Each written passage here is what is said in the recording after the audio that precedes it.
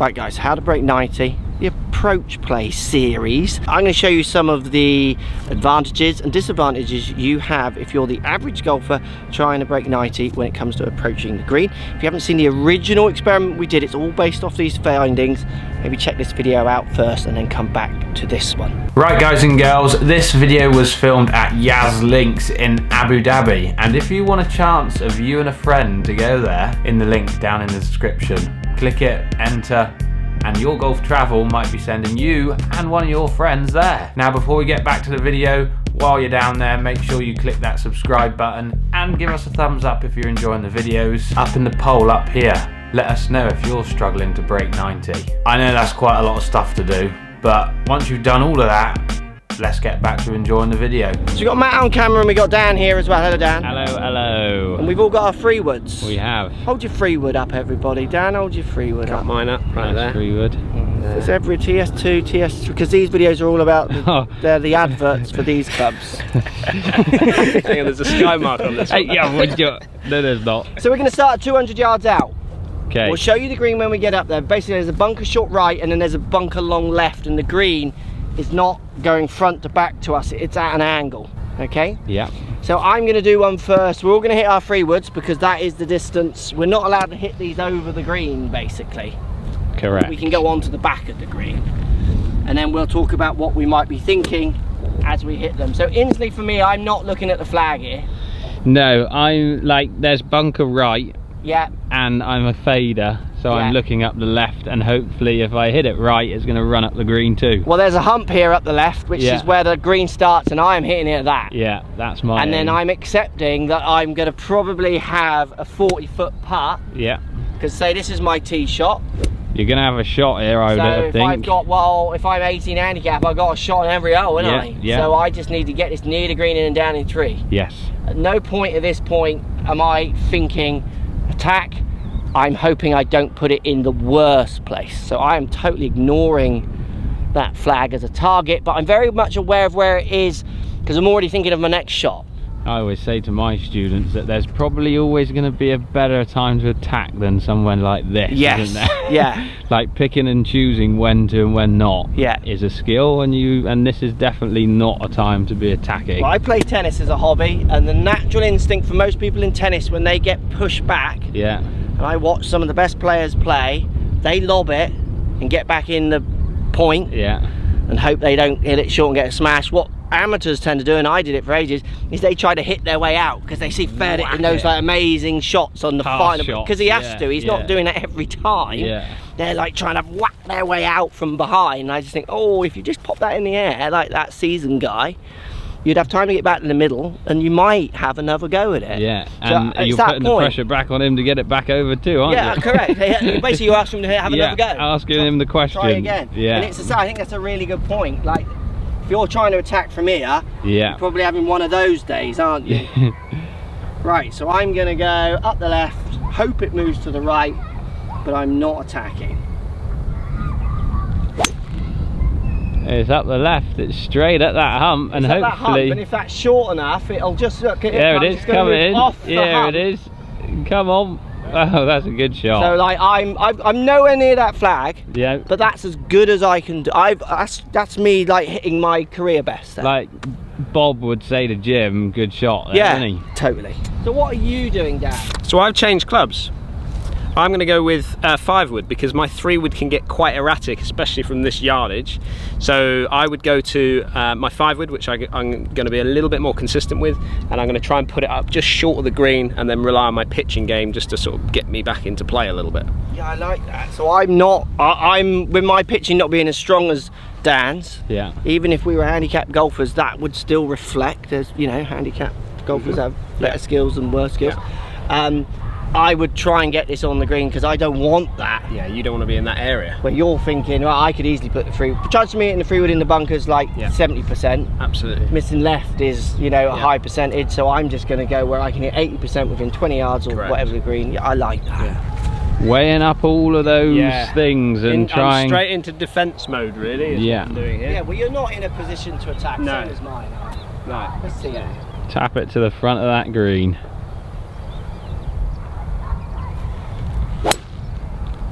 Yeah, Good. Good. a little up the right, but actually catch the front portion. Yeah. That was good. Oh, That was good about shot. right. So let's move forwards. We're going to go to 150 and we'll finish it at 100. Yeah. I mean, there must be a time when anyone can attack, and then we'll show the outcome of all the shots when we're finished. Right, we're now 150 yards. We're allowed to hit a 6 iron, same iron. green. Mm-hmm. What are your thoughts now? It's easier, but it's still not easy. No. I'm still worried that I'm not going to be able to stop the ball and things like that. And bunker being on the right, again, I'm not going for the pin. You're going to go middle of the green again? I like middle of the green, and if I've got a skill of fading it, then I might try and do that if Zed Golfer's has that skill set. You've got to remember here as well, Yaz Links, we're playing into the afternoon breeze. These greens are receptive. Yeah. Like, all this information changes and moves if this green was bouncy as well, because with the way this green is set up going across the angle that we're playing, like, you're never going to stop it coming in at the height a 6 iron is going to come in at. No. So more permission to attack than the 3 wood, but still not loads of permission. Not loads, no. I wouldn't say that it's loads. Let's see it, Matt. I'm gonna aim middle and Middle of the green. try and fade one a bit. And then obviously, which is a natural shot for lots of golfers. Yeah. Play your shape.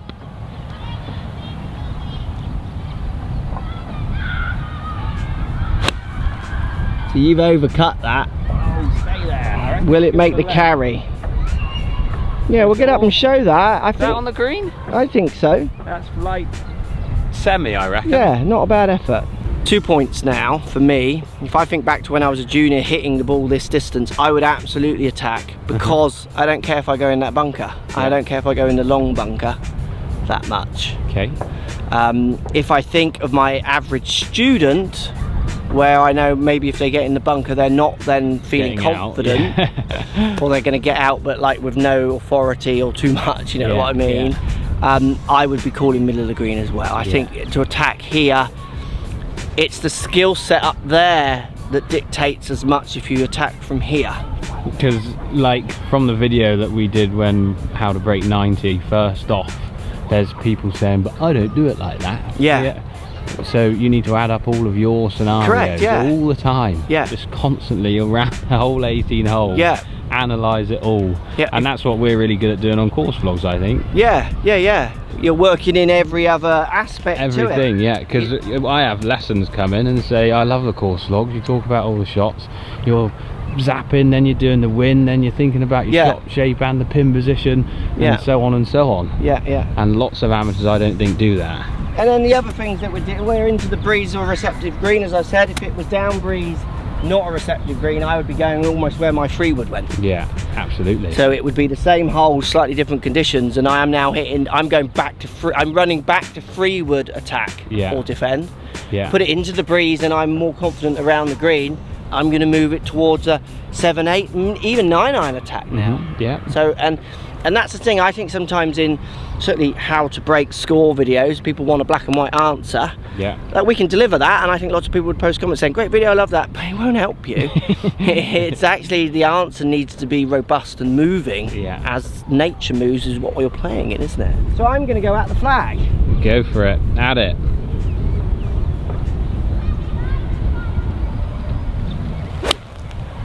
Oh, you've hit it middle of the green, tiny cut. That's good though. That's finishing. Yeah, good shot. Middle of the green. Middle of the green. And then this also reflects back. Like, I feel when we do these, I feel like a junior. Absolutely. Like, I don't feel like I'm actually gonna miss. Mm-hmm. But if I was stood here thinking I can hit a 6 iron like Rory does, 100 yards left, 100 yards right, yeah, I might even hit 7 if I was happy with my lag putt. And if I wouldn't, then again, your weakness is making you have to attack on this point. Yeah. You can't, like, I have lessons, course management, it's all about course management, all about course management. It kind of is, but they always see that in such a negative way. Course management is always, I think for some people, a question about not going for stuff. Actually, it's a bit of that and a lot of going for stuff. Yeah, yeah. We're now 100 yards. 100 yards away. So what would you be saying to your break? Attack. Yeah. Attack. Yeah. Attack. What would stop you saying attack here? Here. As in, if they were like, what skills would they need to not have? Like, there must be like, you know, people aren't great with their wedges, are they? Yeah, you get certain lessons where they're not good from a yardage and stuff as well, like from 100 yards and in. I can remember Chris Wood, wasn't it? Caddy never wanted him around like 70 yards. Yeah, well, I filmed. Right? Yeah, well, I filmed. Yeah. Like send it as close to the green, never put him there, otherwise you're fired type stuff. Yeah, and he's a tall pro. Absolutely. So we did a challenge at 60 yards. Yeah. Bubba, Casey, all of them, and every one of them said, if I'm at this distance, I sack my caddy. Yeah. I want to be 20 in or 100 out. So if there's a student out there that's not good from this, then that's the time where you don't attack possibly at a yardage that you're not comfortable with. I mean, for me, when I get that student who doesn't want to attack from here, I work my hardest. So I would say you need to get a lesson. Yeah. If you're not attacking from 100 yards, absolutely, like you're giving, like you got to attack from somewhere. Yeah, absolutely. Yeah. So that's when this is the scoring zone. They've got to get this bit right. Yeah, this is the only bit where they've got their control, pretty much. And this is the bit now where it's nearly all even. Yeah. Like if you want to, and it's a big ask, but you could take Tiger on from this distance. You're not going to take him on. It's not quite as high, is it, needed? You're not going to take Tiger on from 200 very successfully, or it'll be a tiny percent. But from this yardage, you could hit 1 to 10 foot, and he could hit 1 to 11. Like, what's your pitching wedge? 115? Yeah, so this is my 50 or 46. Yeah, the average on the old pitching wedge is 107. So yeah, so you're pitching wedge in. Very close to everyone now, aren't you? So you're going to attack, apart from if there's a massive drop off one side, those kind of ideas. Yeah, tuck behind, stuff. Yeah, like pin at the back. We had a situation yesterday when we were playing, and there was a pin right at the back, which was fine from 70, 60 yards away, water behind, but from this yardage you'd be sort of maybe not attacking that position. You when there's water tucked in. Onto the green, I think. Just had to be careful. The situation always will play its part, I guess. Right, so the boys are going to go from 100 yards out, and then we'll show you what some of these balls are about. They are both feeling that they're going to attack. Bit left for coach, but looks like good distance. Yep, not a bad shot. He would definitely want it inside that, but I think any break 90 golfer would be happy with that. Pin eye. So Dan's going to hit his wedge as well.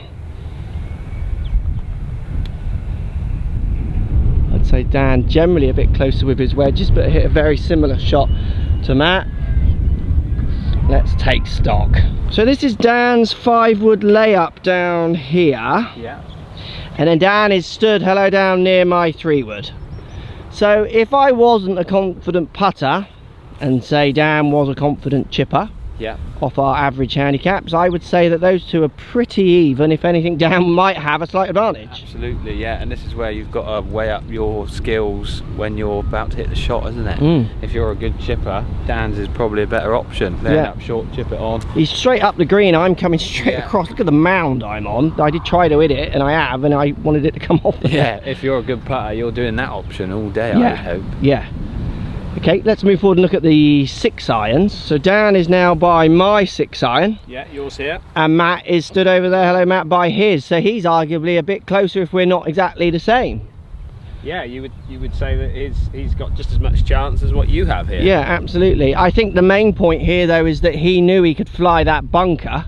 Took enough club to get himself over. Middle of the green was fine, but he knew if he did do what he's done there, he's still okay as well. Yeah. The only thing I would say is that I wouldn't play that type of shape if there's a drop off or something. Okay.